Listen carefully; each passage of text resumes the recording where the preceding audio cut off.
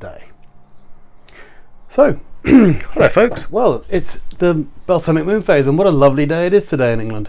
Well, where I am from here, the sun is shining, the sky is blue, and spring has well and truly sprung and settled in, and we're now building up to the summer as we're getting warmer nights and longer days, and we're coming to the end of the Taurus lunar cycle that started 25 days ago. At 4:15 today, and here's the board to show you more.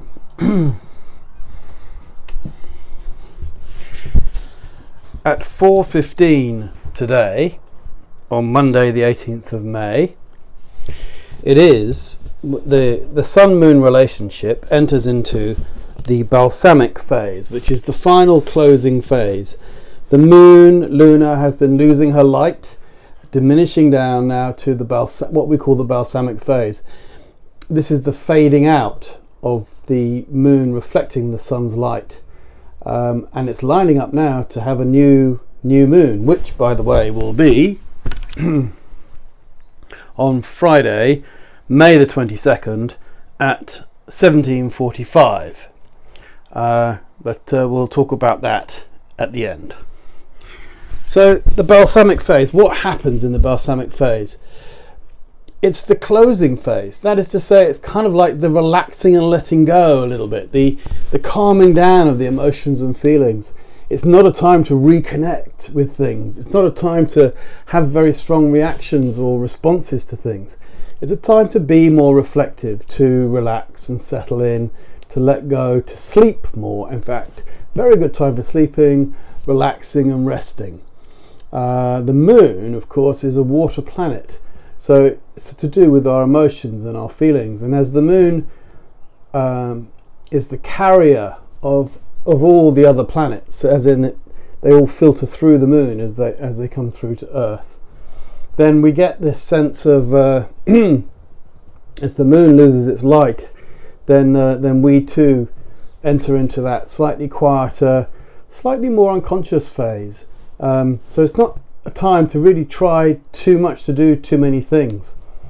It's just a time to relax more deeply, really, and to, well, in a way, a good way to describe the moon is to see it as like a container of water. At the new moon, you have a container that is ready to be filled. And as the moon moves away from its conjunction with the sun, it starts to fill with light.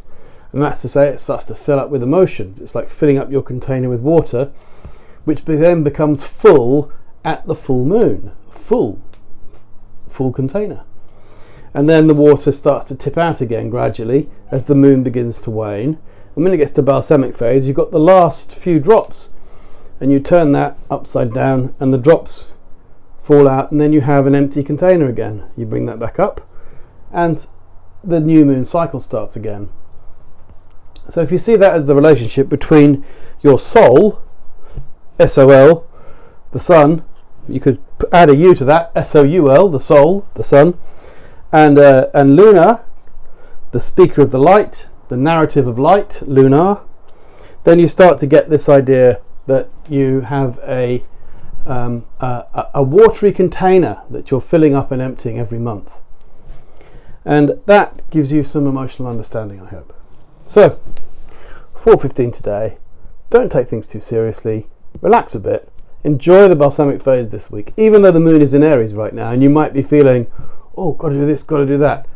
Maybe not so much, It's all right, Things can wait until, quite possibly anyway, emotionally we're talking here, until Friday, May the 22nd at 17:45, when there's a new moon at 2 degrees Gemini. Of course, I'll be doing a video about this. Now, one more thing today is this. Venus, quintile, Jupiter. I hope you can see that. Venus, quintile, Jupiter. This is one of the quintile series. These are very creative. The quintile is the divisions by 5, so it makes a kind of it's a rare, quite a minor aspect, it's considered, but they are noticeable. So if you ever think about what's happening today, Venus is in Gemini, Jupiter is in Capricorn. Naturally, these two signs don't actually see each other very well. Gemini does not see Capricorn particularly well, and it's the naturally sort of makes a 150 degree aspect. I'm getting too complicated here. Neither to say, all I need to say to you really is that Venus in Gemini is many ideas about your values, about how you can make money maybe, for example. Jupiter in Capricorn is about the professional ambitions you have for your work at the moment. How can you grow more in your work? When they make a quintile, then there's a very good creative possibility. But because they don't match, generally speaking, even though it's the quintile, there may be a sense of I'll do what I have to do to get what I have to get. So there's something like that. Enjoy that aspect. It's very interesting. That peaks today at 9:30 p.m, 21:30 p.m.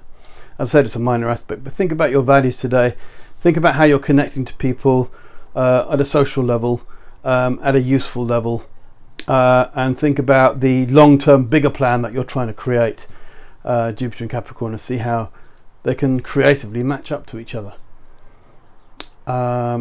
Have a good day, and I'll hopefully see you again soon. Subscribe, please do subscribe to my channel, and a thumbs up please for liking the videos, and leave a comment. You're always welcome to leave a comment, and speak to you again soon. Bye for now.